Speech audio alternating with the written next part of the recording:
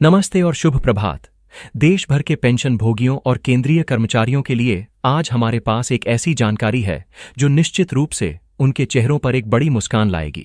यह खबर employees pension scheme, जिसे आमतौर पर ईपीएस 1994 के नाम से जाना जाता है, से जुड़ी है। यह एक ऐसी योजना है जिसने देश में करोड़ों पेंशनरों के लिए एक नई उम्मीद जगाई है। आज तक पेंशन के रूप में मिल रही 1,000 रुपये की राशि इस बढ़ती हुई महंगाई के दौर में बहुत ही अपर्याप्त महसूस होती थी। बुजुर्ग पेंशनरों के लिए इस छोटी सी राशि में घर चलाना तो दूर, अपनी बुनियादी जरूरतें पूरी करना भी मुश्किल था।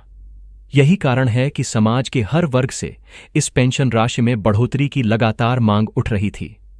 कई बार पेंशनरों के संगठनों ने सड़कों पर उतरकर विरोध प्रदर्शन किए, ट्रेड यूनियनों ने सरकार पर दबाव बनाया और यहां तक कि न्यायपालिका ने भी समय समय पर सरकार से इस मुद्दे पर ठोस कदम उठाने की बात कही। इन सभी प्रयासों और लगातार बढ़ती मांगों का ही नतीजा है कि केंद्र सरकार और कर्मचारी भविष्य निधि संगठन यानी ईपीएफओ के स्तर पर न्यूनतम पेंशन बढ़ाने का एक प्रस्ताव सामने आया है। यह प्रस्ताव स्पष्ट रूप से कहता है कि अब न्यूनतम पेंशन, जो पहले केवल 1,000 रुपये प्रति माह थी, उसे बढ़ाकर 7,500 रुपये प्रति माह किया जाएगा।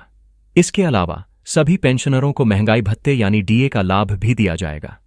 कल्पना कीजिए, 7,500 रुपये की न्यूनतम पेंशन और उस पर महंगाई भत्ते का लाभ मिल जाने के बाद करोड़ों पेंशन धारकों के जीवन में कितनी बड़ी राहत आएगी। यह राहत न केवल हमारे बुजुर्गों को आर्थिक सुरक्षा देगी, बल्कि उन्हें एक सम्मानजनक जीवन जीने का आत्मविश्वास भी प्रदान करेगी।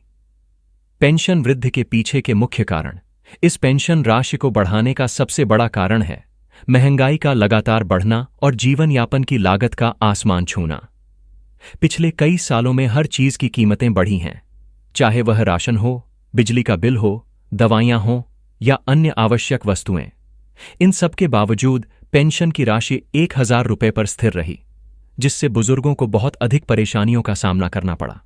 पेंशनर संगठन लगातार सरकार से यह मांग कर रहे थे कि न्यूनतम पेंशन राशि को कम से कम 7,500 रुपये मासिक किया जाए।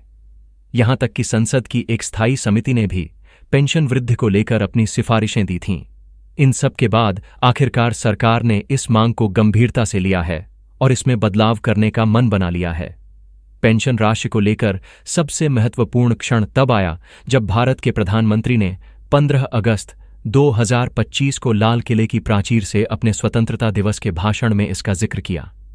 उन्होंने स्पष्ट रूप से कहा कि सरकार पेंशन बढ़ोतरी को लेकर गंभीर है और जल्द ही पेंशनरों को यह खुशखबरी मिल सकती है। जैसे ही यह बयान सामने आया, देश भर के करोड़ों पेंशनरों का उत्साह दोगुना हो गया। अब जब ईपीएफओ और श्रम मंत्रालय की बैठकों से लगातार संकेत मिल रहे हैं कि न्यूनतम पेंशन को 7,500 रुपये प्रति माह किया जाएगा, तो यह खबर पूरी तरह से सच्चाई के करीब लग रही है।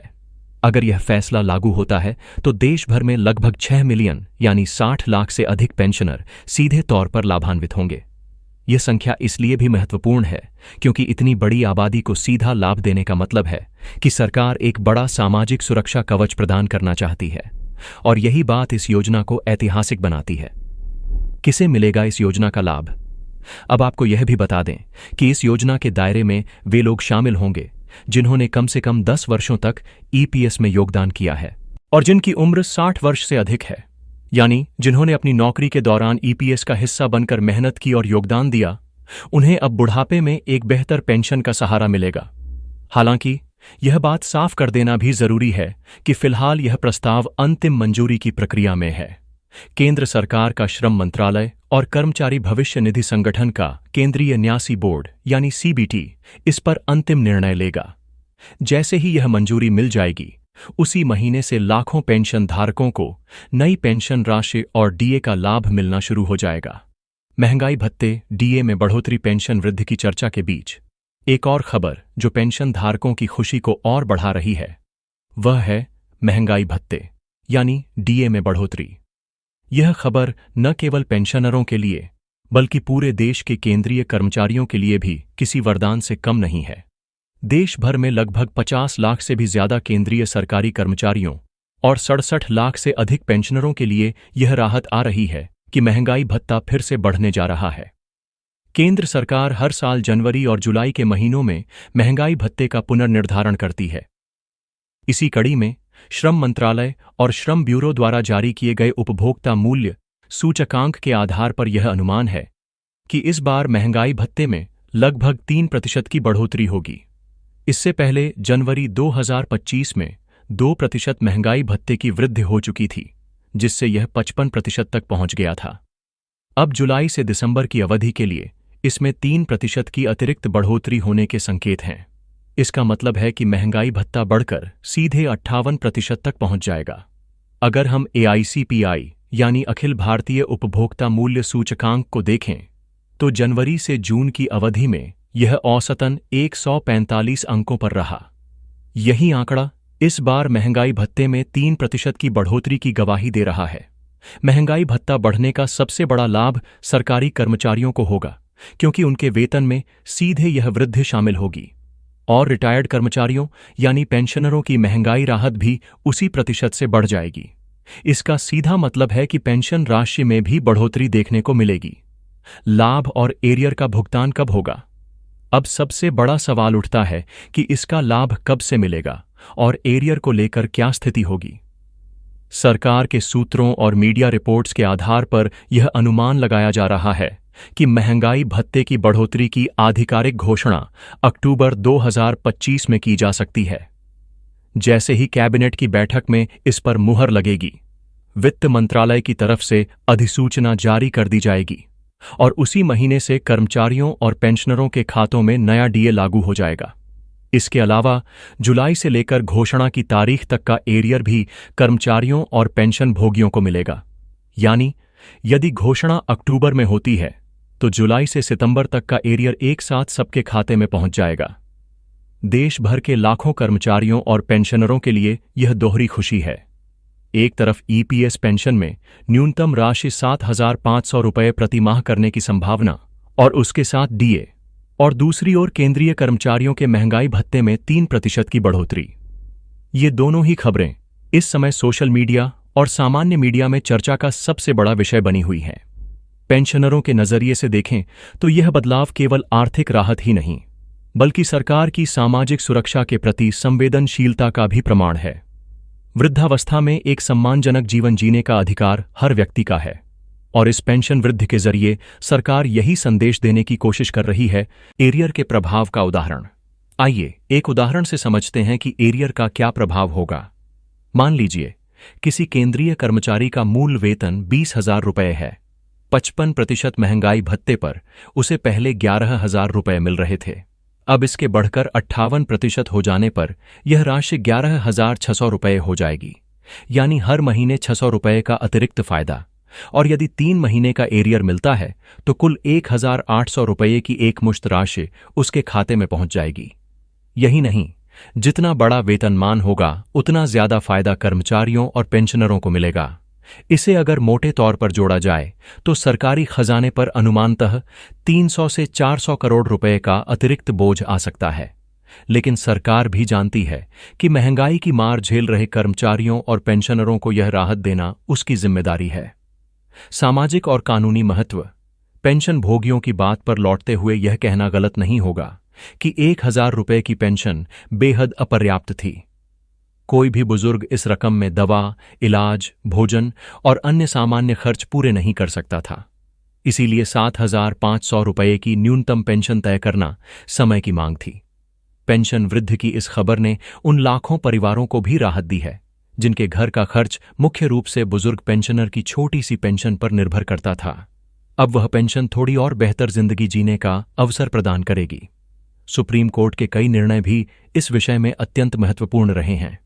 कोर्ट ने साफ साफ कहा था कि पेंशन कोई ग्रेस या सहायता मात्र नहीं है, बल्कि यह कर्मचारी का संवैधानिक और कानूनी अधिकार है। ऐसे में पेंशन राशि को समय समय पर परिस्थितियों के अनुरूप संशोधित करना आवश्यक है। यदि सब कुछ नियमानुसार चलता रहा तो आने वाले महीनों में पेंशनरों और कर्मचारियों दोनों के लिए बड़ी खुशखबरियां लागू हो सकती हैं। मीडिया रिपोर्ट्स के मुताबिक श्रम मंत्रालय की फाइल अंतिम दौर में है और जल्द ही कैबिनेट की मंजूरी के लिए ले जाई जाएगी। इस खबर का असर केवल आर्थिक आंकड़ों तक सीमित नहीं है, बल्कि यह राजनीतिक और सामाजिक दोनों दृष्टिकोणों से भी महत्वपूर्ण है। चुनाव नजदीक हों या न हों, इतनी बड़ी संख्या में पेंशनरों और कर्मचारियों को लाभ पहुंचाना निश्चित ही सरकार की जनसंपर्क और छवि को भी मजबूती देगा। कुल मिलाकर ईपीएस पेंशनर और केंद्रीय कर्मचारी इस समय उम्मीदों के नए दौर में हैं। 7,500 रुपये प्रति माह न्यूनतम पेंशन और 3% अतिरिक्त डीए का लाभ एक ऐतिहासिक बदलाव के रूप में सामने आने वाला है। यह कदम न केवल सरकार की सामाजिक सुरक्षा योजनाओं को मजबूत करेगा, बल्कि करोड़ों परिवारों की उम्मीदों को भी एक नया आधार देगा। आप सभी से निवेदन है कि आधिकारिक घोषणाओं और सरकारी अपडेट्स पर लगातार नजर बनाए रखें। जैसे ही ईपीएफओ या श्रम मंत्रालय की तरफ से औपचारिक सूचना जारी की जाएगी, उसी क्षण से यह लाभ आपके खाते तक पहुंचने लगेगा। फिलहाल इतना समझ लेना चाहिए कि आने वाले दिनों में पेंशन योजना और महंगाई भत्ता दोनों ही बड़े बदलावों के कगार पर खड़े हैं, और यदि यह पूरी तरह लागू हो जाते हैं तो यह निश्चित रूप से हमारे बुजुर्गों और कर्मचारियों की जिंदगी में वह खुशियां लौट आएंगे जिनका इंतजार वे लंबे समय से कर रहे थे। एक नजर डालते हैं उन खास बिंदुओं पर जो इस पूरे मामले को एक ऐतिहासिक मोड़ दे रहे हैं। न्यूनतम पेंशन में भारी वृद्धि। अब तक की 1,000 रुपये की न्यूनतम पेंशन को बढ़ाकर 7,500 रुपये किया जा रहा है। यह वृद्धि न केवल एक आर्थिक सहारा है, बल्कि बुजुर्गों के सम्मान और आत्मविश्वास को भी बढ़ाएगी। महंगाई भत्ते का लाभ। इस नई पेंशन राशि पर महंगाई भत्ते का लाभ भी मिलेगा, जिससे पेंशन की वास्तविक कीमत बनी रहेगी और महंगाई के प्रभाव को कम किया जा सकेगा। केंद्रीय कर्मचारियों को डीए में बढ़ोतरी। केंद्रीय कर्मचारियों के महंगाई भत्ते में 3% की अतिरिक्त बढ़ोतरी का अनुमान है, जिससे यह 58% तक पहुंच जाएगा। यह वेतन और पेंशन दोनों पर लागू होगा। बड़े पैमाने पर लाभ। यह बदलाव सीधे तौर पर देश के 60 लाख से ज्यादा ईपीएस पेंशनरों और लगभग 1,17 लाख से ज्यादा केंद्रीय कर्मचारियों और पेंशनरों को प्रभावित करेगा। सामाजिक सुरक्षा की प्रतिबद्धता। यह कदम सरकार की सामाजिक सुरक्षा और बुजुर्गों के कल्याण के प्रति गहरी प्रतिबद्धता को दर्शाता है। इस समय की सबसे बड़ी खबर यह है कि ये सभी बदलाव अंतिम मंजूरी की दहलीज पर हैं। आने वाले कुछ महीनों में इन प्रस्तावों पर मुहर लगने की पूरी संभावना है, इसलिए सभी हितधारकों को सरकारी अधिसूचनाओं का बेसब्री से इंतजार है। इस पूरी प्रक्रिया के पीछे की कहानी भी कम महत्वपूर्ण नहीं है। दशकों तक पेंशनर संगठन और ट्रेड यूनियनों ने इस मांग को लेकर संघर्ष किया। सड़कों पर विरोध प्रदर्शन, सरकार को झांपन और यहां तक कि सुप्रीम कोर्ट में कानूनी लड़ाइयां भी लड़ी गईं। इन सभी प्रयासों का ही यह परिणाम है कि आज यह प्रस्ताव वास्तविकता के करीब लग रहा है। यह एक सामूहिक संघर्ष की जीत है। सुप्रीम कोर्ट के फैसलों ने इस बात को बार बार दोहराया है कि पेंशन कर्मचारियों का कानूनी अधिकार है, कोई दान नहीं। इस दृष्टिकोण ने सरकार पर एक नैतिक और कानूनी दबाव बनाया। इसी दबाव और बढ़ती महंगाई की चुनौती ने इस बड़े फैसले को लेने के लिए मजबूर किया। अंत में यह कहना गलत नहीं होगा कि यह सिर्फ पैसों की बात नहीं है, बल्कि एक सम्मानजनक और सुरक्षित बुढ़ापे की बात है। एक ऐसा समय जब शरीर साथ देना कम कर देता है, तब एक स्थिर और पर्याप्त आय का स्रोत जीवन को आसान बना देता है। फिलहाल हम सभी को आधिकारिक घोषणा का इंतजार करना होगा, लेकिन जो संकेत मिल रहे हैं वे बहुत ही सकारात्मक हैं। आने वाले समय में यह खबर न केवल लाखों परिवारों के लिए एक नया सवेरा लाएगी, बल्कि भारतीय सामाजिक सुरक्षा प्रणाली में भी एक मील का पत्थर साबित होगी। हम आपको हर अपडेट से अवगत कराते रहेंगे। बने रहिए हमारे साथ।